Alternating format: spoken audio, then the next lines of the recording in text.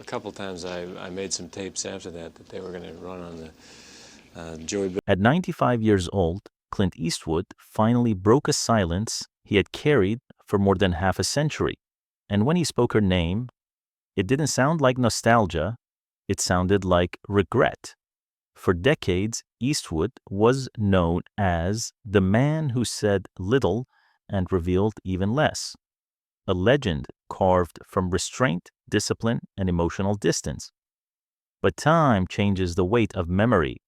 In his later years, reflection hits differently. The past doesn't fade, it sharpens.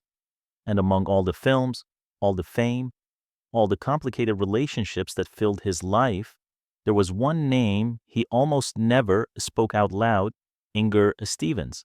Not because she was insignificant, but because the truth surrounding her was too heavy to carry in public.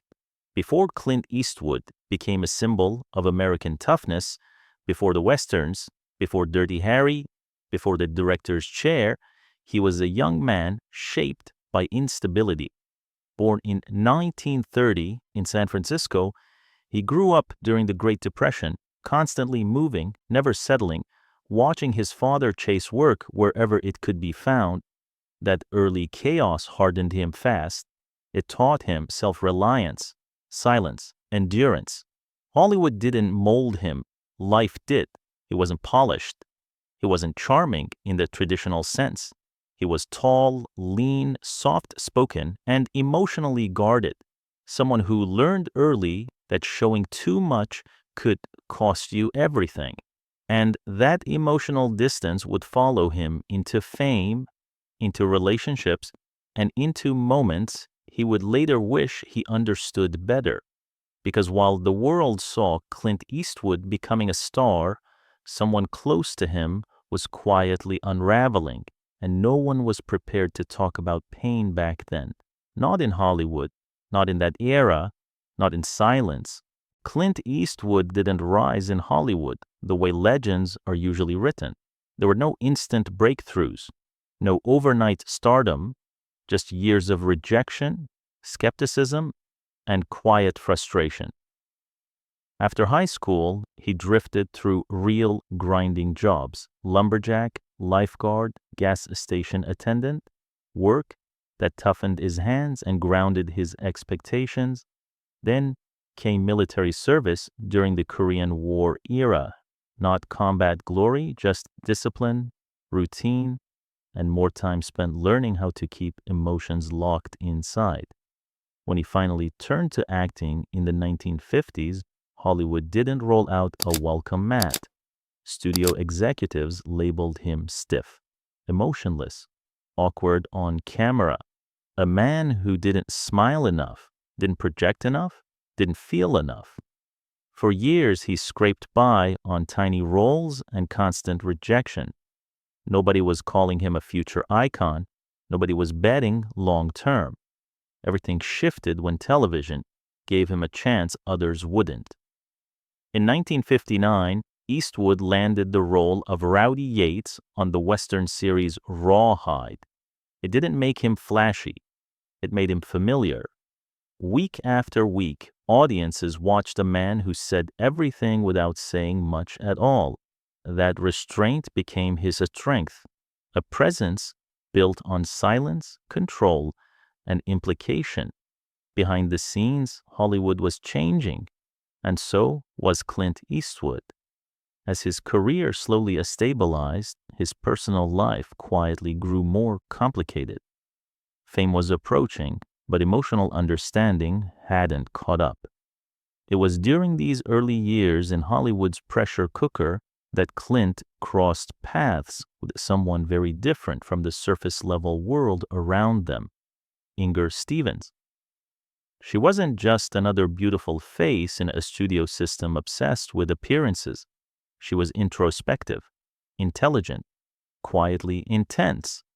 To outsiders, she seemed calm, glamorous, composed, but beneath that image lived something fragile and deeply unseen. Back then, no one talked about loneliness, no one talked about depression. especially not when beauty and success made suffering inconvenient. And Clint Eastwood, still young, still focused on survival and ambition, didn't yet understand how much pain someone could hide behind a serene expression. Not because he didn't care, but because the culture didn't give people the language to see it. Years later, he would admit that truth openly. But at the time, silence felt normal, and silence would cost more than anyone realized. The mid-1960s didn't just change Clint Eastwood's career, they detonated it. When he traveled to Italy and teamed up with director Sergio Leone, Hollywood had no idea what was coming. The Man with No Name trilogy didn't just revive the Western, it rewrote it, cold, calculating, emotionally unreadable. Eastwood's anti-hero wasn't noble or clean, he survived, and audiences around the world locked in instantly. With a fistful of dollars for a few dollars more, and the good, the bad, and the ugly, Clint Eastwood became an international force. Not loud, not flashy, but unforgettable. Back in Hollywood, his image hardened even further in the early 1970s with Dirty Harry. As Inspector Harry Callahan, he embodied a society drowning in fear, crime, and distrust of broken systems. Critics screamed controversy. Fans saw raw, uncomfortable truth. But while the world debated what Clint Eastwood represented on screen, something far more fragile was happening off-screen. Inger Stevens was fighting battles no one wanted to acknowledge. Hollywood loved her beauty. The cameras loved her presence. But the industry had no patience for vulnerability. Mental health wasn't discussed. It wasn't treated. It wasn't even named. You smiled, you worked, you survived. Eastwood, consumed by momentum, ambition, and the pressure of becoming a global icon, didn't yet see how dangerous that silence could be. Years later, he would admit it plainly. I was younger, focused on my own career, my own ambitions. Those words weren't excuses, they were recognition. Back then, pain didn't announce itself. It hid behind calm faces, successful careers, and public admiration. And when tragedy struck in 1970, it landed with a permanence that never faded, only buried itself deeper. Inger Stevens' death became one of those moments that people didn't know how to talk about, so they didn't. For Clint Eastwood, that silence wasn't indifference, it was unresolved grief. Something he carried quietly while continuing to work, to direct, to build a legacy the world would celebrate. But inside, something shifted. He would later say that when something like that happens, it stays with you, even if you never say a word. And that unspoken weight would begin to surface, not in interviews, not in confessions, but in his films. Loneliness, regret, moral reckoning, they didn't come from nowhere. By the early 1970s, Clint Eastwood wasn't just acting inside the moment anymore. He was shaping it. Quietly, deliberately, he stepped behind the camera and began directing his own films, not as a vanity move, as control. While other actors stumbled in that transition, Eastwood earned respect fast, and he didn't beg for it. His approach was a stripped down, disciplined, almost ruthless. Long takes, barely any rehearsal, no over-polishing. He let actors breathe, move naturally, live inside the scene. And that raw method did something powerful. It made his films feel grounded, real, but over time, the themes grew heavier, quieter, more personal. Aging, regret, redemption, violence, moral consequences. Eastwood wasn't dodging the hardest stuff. He was staring straight at it. His range shocked people who still tried to box him in as only a tough guy. Then came Unforgiven in 1992. one of the most brutal truth tellers in Western history. Instead of celebrating violence, Eastwood tore it apart. He exposed the real cost behind the legend, and the industry had no choice but to bow. Academy Awards for Best Director and Best Picture locked him in as more than a movie star. He was now a serious auteur. Then followed a run that proved he could carry an emotional weight without shouting. Mystic River, $1 Million Baby, Letters from Iwo Jima, Gran Torino, American Sniper, each one pushed into pain, moral gray zones, and emotional fallout. No flashy tricks, just quiet precision. And when you look at those films closely, something becomes clear. Eastwood's characters weren't clean heroes or simple villains. They were flawed, stubborn, conflicted, forced to live with their choices. Personal responsibility mattered in his world, even when people messed up badly.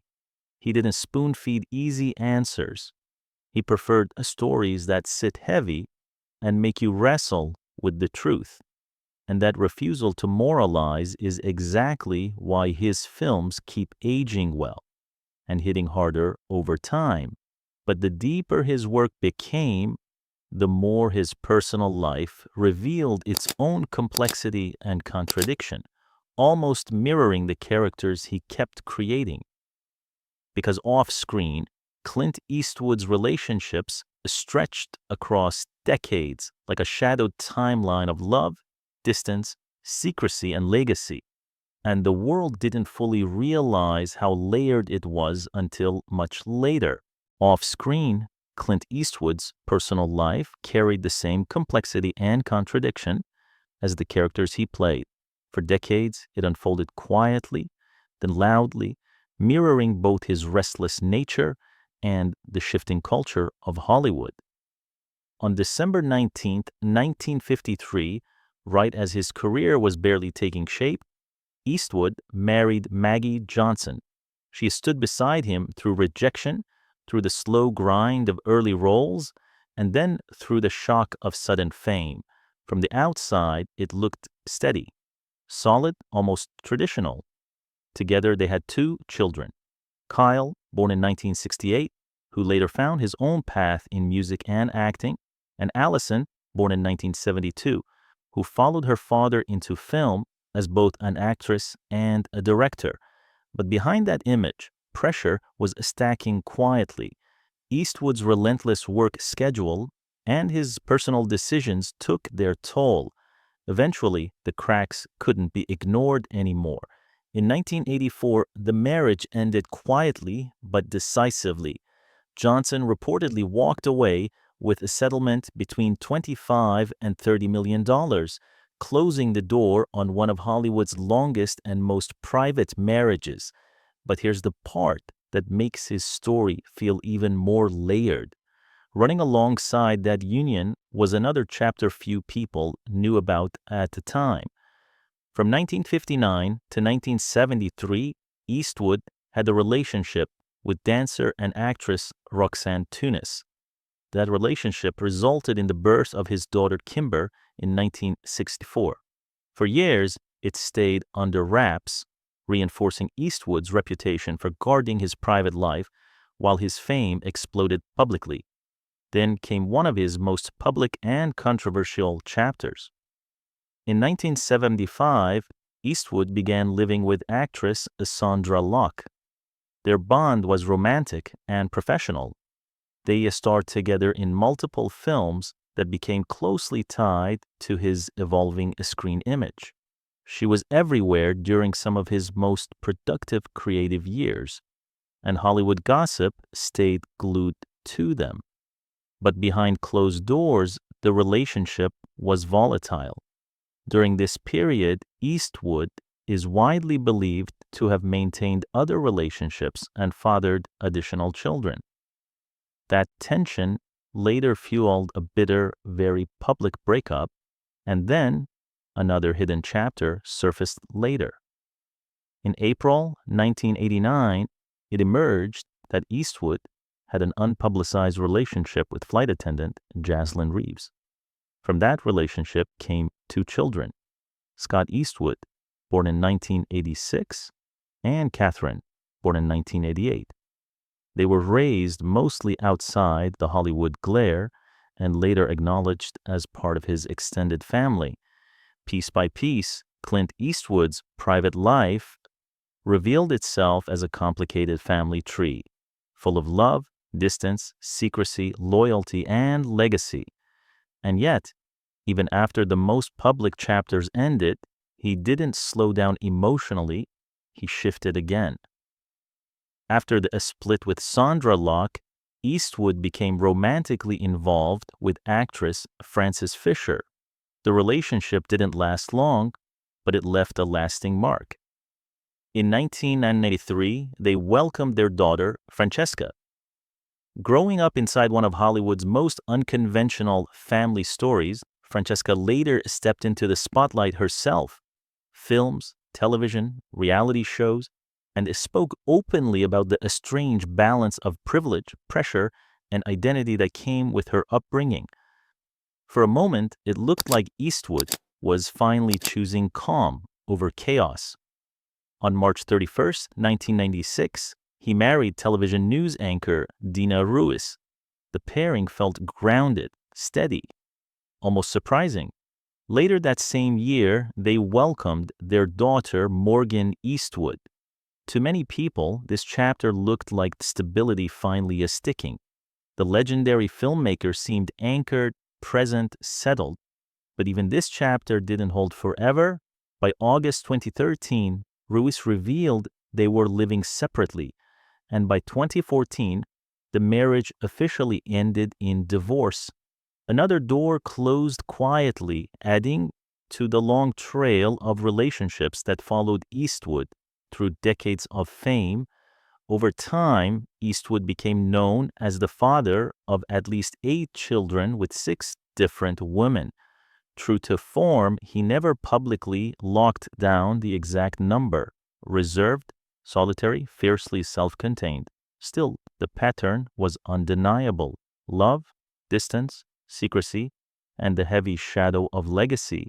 And now, at 95, he stands at the point where memory stops being a story you tell others and becomes something you finally admit to yourself. Now, at 95, Clint Eastwood stands at that stage of life where reflection sharpens and silence starts to loosen. For most of his career, he avoided emotional autopsies of the past. He rarely spoke in depth about people who passed briefly but powerfully through his life. Yet in his later years, he finally opened up about one of the most haunting figures from his early Hollywood days, Inger Stevens. His words weren't flashy, they weren't dramatic, they were quiet, careful, and heavy with time. Reflecting on a Stevens, Eastwood made something clear. She was deeply misunderstood. He said that people thought they knew her because of her beauty, but that was the smallest part of who she was to him. To Eastwood, Inger Stevens wasn't just a glamorous face from the late 1950s and early 1960s. She was thoughtful, intense, emotionally layered in ways few people ever noticed. He recalled her intelligence and deep introspection, qualities that stood out in an industry obsessed with a surface over substance. And then he acknowledged the contrast that haunted him. The public image versus the private struggle. He admitted she had a quiet sadness about her. And back then, people didn't talk about things like depression or loneliness. You were expected to smile, to perform, to keep moving. No questions asked.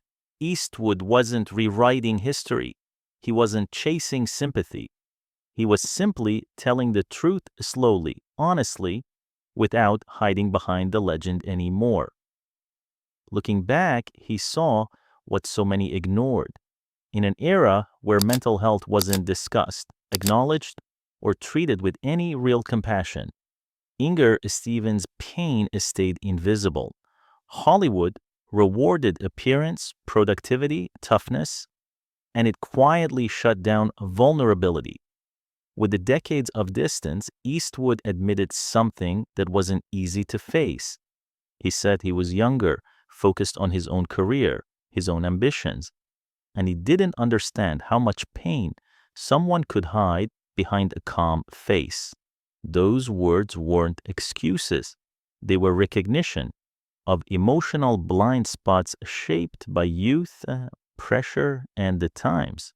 He wasn't pointing fingers. He wasn't rewriting the past.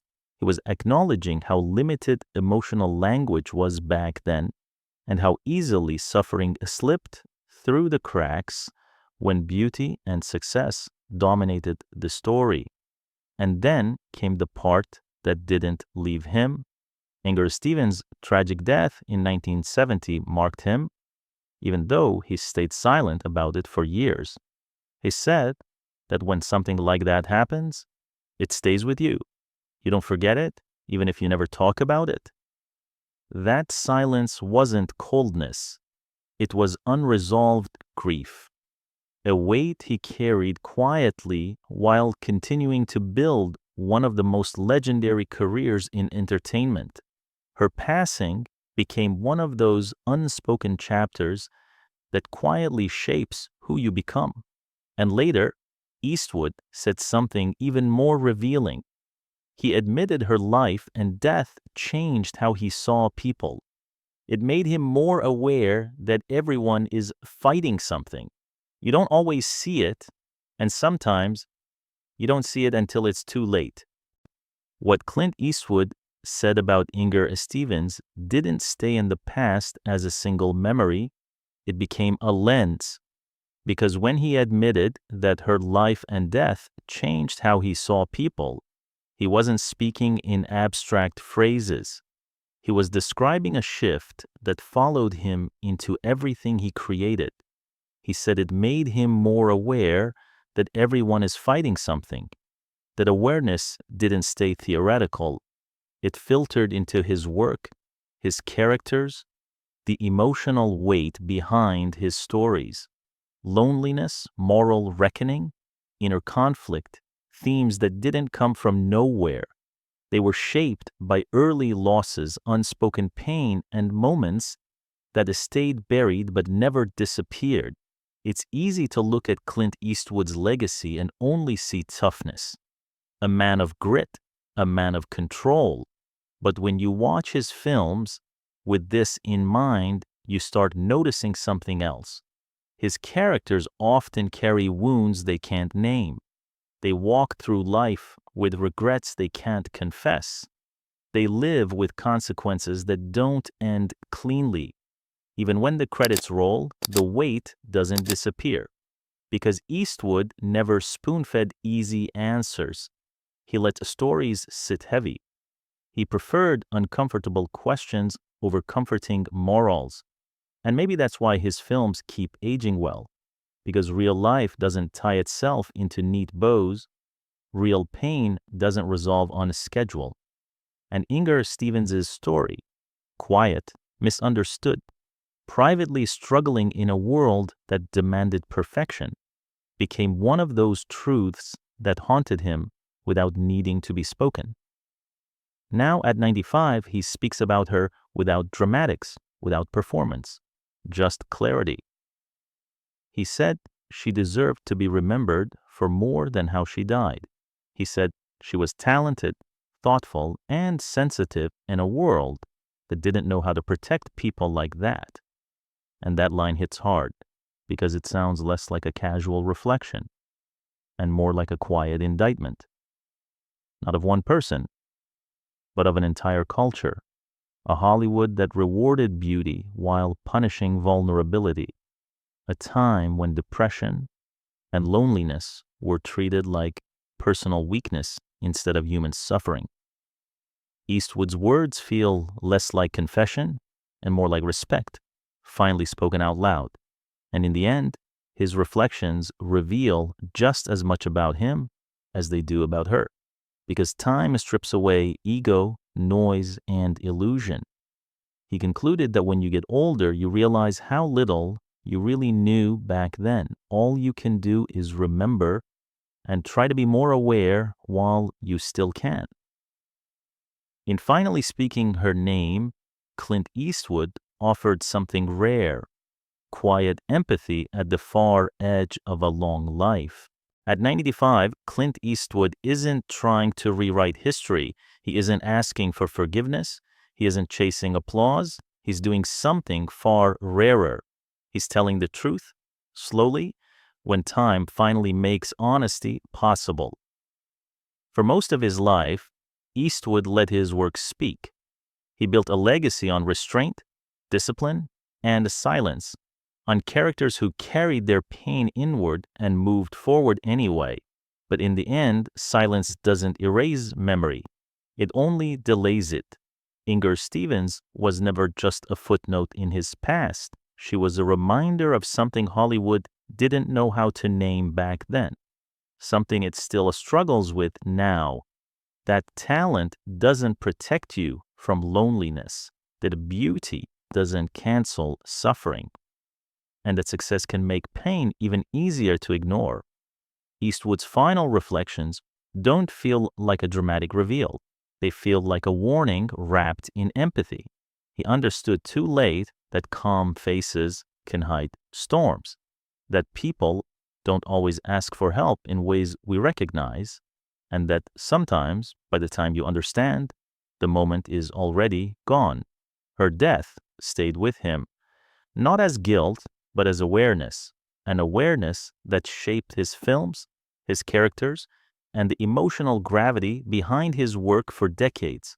Loneliness, regret, moral consequence, human fragility, these weren't artistic choices alone, they were lived understanding. Inger Stevens deserved to be remembered for who she was, not for how she died. And by finally speaking her name, Clint Eastwood didn't reopen the past, he honored it. At the far edge of a long life, ego fades, myths dissolve. What remains is clarity, and maybe that's the quiet truth Eastwood leaves behind, that strength isn't silence, awareness is, and paying attention while you still can might be the most important legacy of all. If you appreciated this deeper look into Hollywood history, don't forget to like the video, share your thoughts in the comments, and subscribe for more untold stories. Some truths take a lifetime to speak, and some are worth waiting for.